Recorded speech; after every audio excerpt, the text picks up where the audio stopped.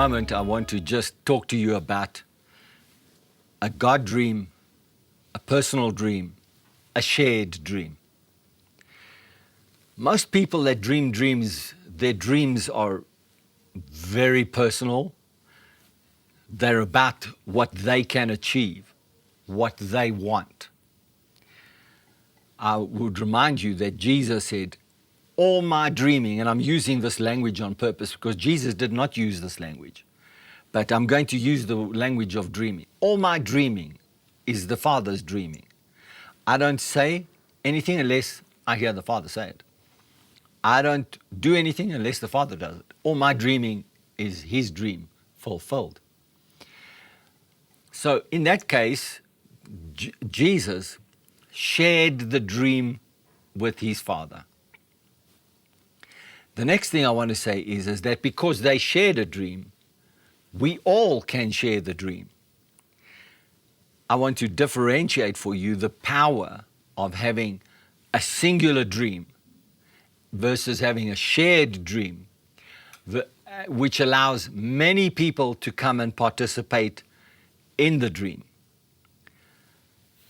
So Jesus is a powerful example. Well, Jacob sort of had that. He had a dream that God, his father, gave him. Then he had a dream that God gave him.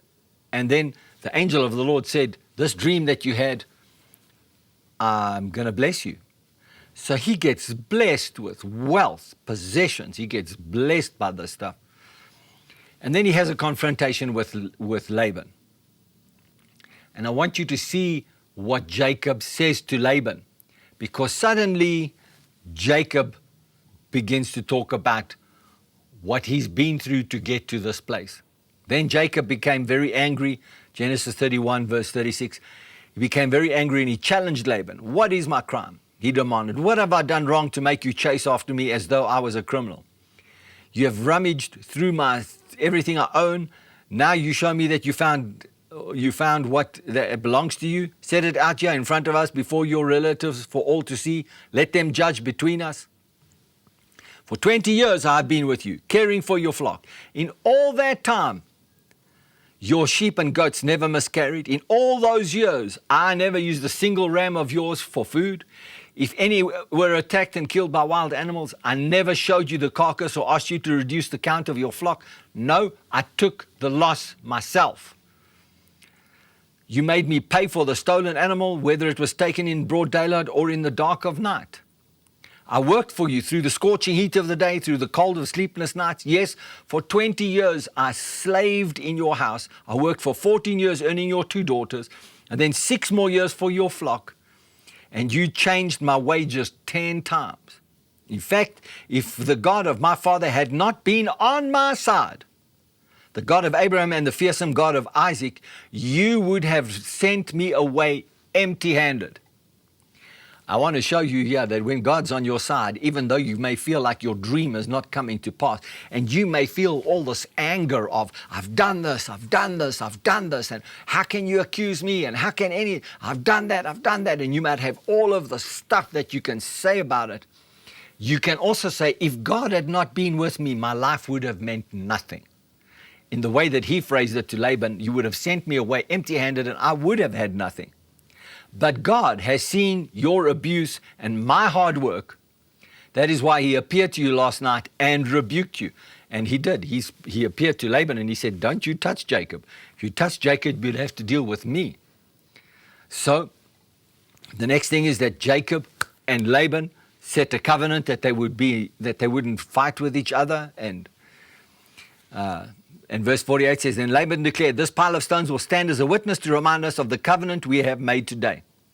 Now, I want to tell you, the minute your dream begins to happen, people will begin to see things about you. They will begin to realize things about you, and then they will want to try and make covenants with you. And you need to be careful in that moment of your dream who you make covenants with, because even if they pose a great threat, the minute you make a covenant with someone, the minute you say, okay, let's be at peace, let's work together, let's do this, the minute you make a covenant with someone, you're stuck.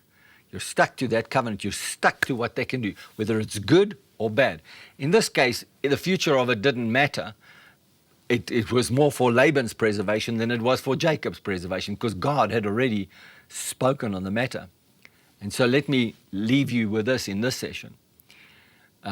You might have a lot of stuff that you might say, I haven't seen the dream, and this has happened, and that's happened, and where was God? But I want to tell you, God has been with you all the time. And if He had not been with you, you would have been in a much worse place than you are now. But this is a season for us to reach for the dream that God has put in our hearts. He's going to change the whole framework. He's going to change the playing field. He's going to change the game. Everything is, I want to use the word rigged in the nicest possible way. He is covenant is set for us to be blessed. So let's dream His dreams. Let's access His strength. Let's go for it. Let's reach for it.